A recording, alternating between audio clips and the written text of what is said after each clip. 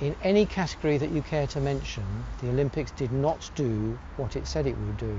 It's bad for tourism, not good for tourism. The whole country tourism coming up to the last, when did I go? I went back to about 1988, the Seoul Olympics, and they were every 4 years till now, and discovered that quite consistently tourists visiting the whole country dropped by about 10% in at least the year before the Olympics, and that impact continues after the Olympics for a whole number of years. And an organisation called the European Tour Operators Association have just issued an addendum to a recent report that said that that has been their estimation of what happens, and the same thing has happened in Beijing. So it's bad for tourism. The story of the Olympics internationally over a very large number of these events is that the Olympics gets in the way of local regeneration. It doesn't work. It's a very bad way of doing local regeneration, and it destroys huge swathes of the local economy in a poor area. It displaces huge numbers of people who live in the path of the Olympics redevelopment. Over 1.5 million in central Beijing, over 700,000 in Seoul in 1988, and that story on a smaller scale. I mean, for instance, Barcelona is always promoted as the successful Olympics. Yeah. Look how well Barcelona has done since the Olympics. It looks very good on the surface, as do all of these claims. They look good on the surface. It's when you start looking at them in some detail and you look at the past that you begin to discover that the real story is completely different. In the case of Barcelona, over 59,000 people were displaced from poor residential accommodation and small-scale workshop businesses right out of Barcelona. They could no longer afford to live in Barcelona. They had to go and live in other places in Spain. It's proven in previous Olympics that it's a very bad way of improving the lot of the poor, improving their housing situation, for instance. It does a very bad job of that. And one of the things that happens under these schemes is actually that land is bought cheaply, because under compulsory purchase you can come along and you say, this is what we're going to offer you, and basically if you don't like it you can take us to court. Well, a lot of people don't have those resources. So you end up with buying land, and that's what's happened here. You end up buying land cheaply. So my objections to this project are that it isn't what it claims to be. It claims to be a sporting celebration. Actually, this is about property development. The London Olympics has grabbed an enormous piece of land, a critical piece of land in the centre of East London. And the legacy phase actually expands this process out into, for example, Carpenter's Road, just down here, Chobham Farm. These spaces are included in the legacy planning arrangement. So you start out with buying up a large piece of land, which otherwise you would not get hold of, at knockdown prices, and you treat this as being the zone which you can experiment with, a bit like Docklands, and then you expand it out. But this is a very particular kind of redevelopment. It's this compulsory purchase, seizure of land, removing the existing people, the existing owners, the existing units, the jobs, the dirty jobs. East London, I'm afraid, is the centre of dirty industry in London. That's what was there. That's what has to go.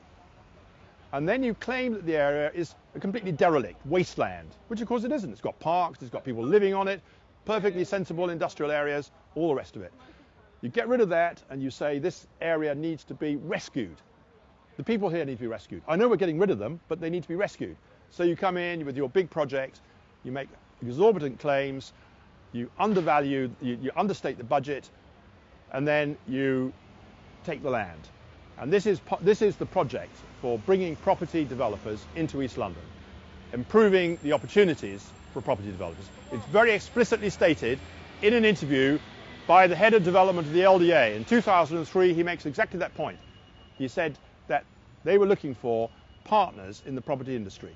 That is what this project is really about. And when you look at other cities, you see the same thing. Rio, they are moving the poor. In Beijing, whole acres, square miles of the old city demolished to make way for new developments. The Olympics provides that opportunity for the property sector to develop. Hundreds, thousands, tens of thousands, even in the case of Beijing, over 1 million people get evicted for these events. Mass evictions. In Rio, thousands of people being evicted at the moment. There were plans to regenerate the area and the lower Lee well before the Olympics, and so And I've said this to various sort of politicians and councillors, and they say, oh yes, but we wouldn't have had the money to do it. So were they having us all on? They say, oh, we're going to regenerate, but they actually didn't have any money in their pockets. It's ridiculous. What it's meant is they can actually go in wholesale. It's easier to come in with the bulldozer, clear your way, and then just do your development for them. But it's not the way that development should be done. And a lot of people have been saying that. As I say, the people this is going to benefit are not the people who live here. Ultimately, we are now embarking on a major redevelopment project, which has been costed in terms of the Olympic part of it at 9.3 billion. All based on the idea of a successful and growing economy. The developers Lend-Lease were going to raise money on the markets to fund this, but because at the point at which they critically went to the markets to raise money on this, the money markets had gone into complete seizure as a result of the credit crunch. The project must go ahead because it's the Olympics, so guess who pays? The taxpayer. Right? The taxpayer is now funding a project that was promoted as being a private development. Exactly the same kind of situation has happened with Canary Wharf and subsequent developments there. The Athletes Village, they've already lost £275 million on that. How much affordable housing is going to be built on this park? They have figures at the moment. Whether they will keep to those figures, they're not as high as they were originally. The original figures for affordable housing were meant to be 50%, now they're down, I think, to 35%, maybe 30%. So again, these things change as time goes on.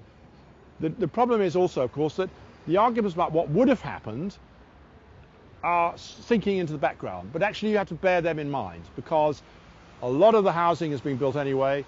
Stratford City is being built anyway, the Athletes Village is being built anyway, housing would have been built in the Olympic Park anyway. This development was underway. The Olympics has actually slowed up development. That's the words of Jason Pryor, not my words. But we're talking at an enormous budget. The budget which they claim is somewhere around about 9 billion. Actually, Sky came up with a figure of 24 billion. My figure would be somewhere around about 18, 19 billion, because Sky included some transport infrastructure costs which have nothing to do with the Olympics. Because again, the Olympics claims all sorts of things. They claim transport infrastructure improvements. These things were going to happen anyway. The DLR link, for example, from Stratford down to Canning Town. This is a long-term project. The improvements to the overground, these are long-term projects. So a lot of this stuff is just hyped up all the time in order to get people to think that they're going to get a lot out of it. The corporate sector provided £700 million for the London Olympics. There's another £700 million went to the IOC, which doesn't specifically come to London. That's peanuts. If you put that against the budget of 18 billion, which is what I would say the project is cost, and that's not a stupid cost. I mean, we know perfectly well that for example, the cost of acquiring the land and the remediation, even the official figures recognise that the people in charge recognise they haven't included that in the budget. There are all sorts of things, extra security costs, movements of police, all sorts of things. So 700 million is peanuts. But then on top of that, that's a tax haven over there. E20, as it now is, you don't pay any tax. If you're a corporate sponsor, you get your money back. So they reckon that 600 million will go back to the people who gave it. So what's that? There's 100 million left. And then Locog, as a private company, is also part of the tax haven. They get 100 million. Whole 700 million has disappeared, just like that. There was a wonderful thing where Seb Coe said to some journalist, let's not forget this is private money at stake here. Spuriously, of course, because the taxpayer had pumped in billions. But there was a sense that this was a private sector project, and much of the competitiveness about things like the Olympics, I'm not sure how much they really contribute to collective values. The Park Village estate, which was right next door to where I live, Clays Lane, the LDA bought that estate from UEL in 2005, even though actually they weren't going to knock it down for another couple of years. They eventually knocked it down a year and a half later. Now that meant it could have gone on being used during that time by the students, but of course the students were told they had to go and live somewhere else. Eventually the ODA came along and knocked it down, and they put up a thing on their website saying demolition of the Park Village estate, which had been lying derelict for some time. They didn't mention the false fact that they'd made it derelict. So that is the kind of way in which people who don't know what's going on actually think, oh, they've done everybody a favour. There was this old derelict estate lying around, nobody was using it, and they're going to develop it for some other great purpose. Actually, they were the people who did that.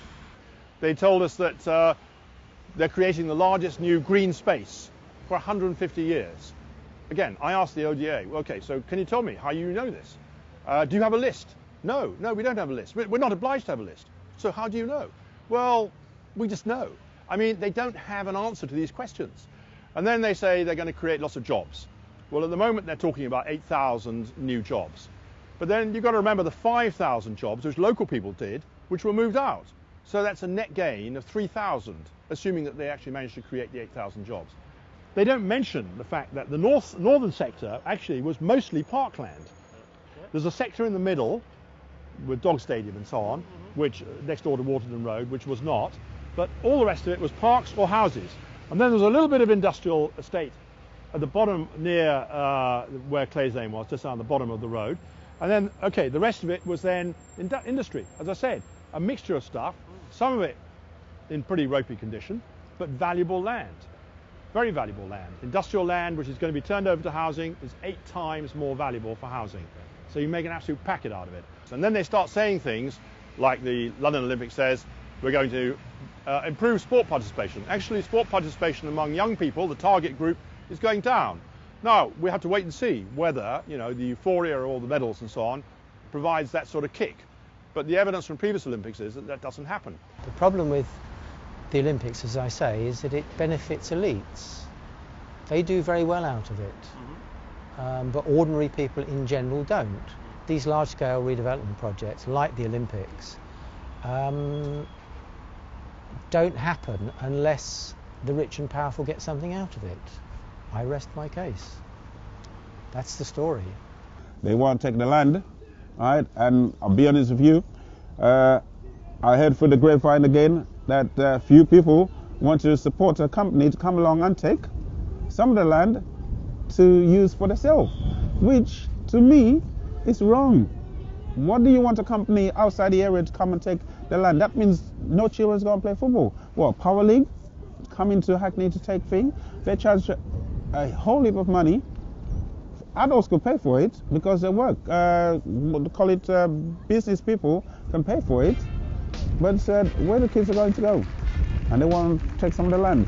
So you just watch when the Olympic comes along and they take his smash. They'll support the top athletes, but what about the grassroots level? That's the way it all comes from. And as for helping grassroots, if they can try and engage with the grassroots, then fair dues, then help them. But at the moment, if they go through the council are not that good at engaging with the grassroots. So that is the problem. I think it's just a statement really, look, for the world to see really, and it's just like a political statement. And I don't think they're going to engage with grassroots, I don't think, to be honest. I think we've seen too much of that kind of talk. I can't say it, to be honest.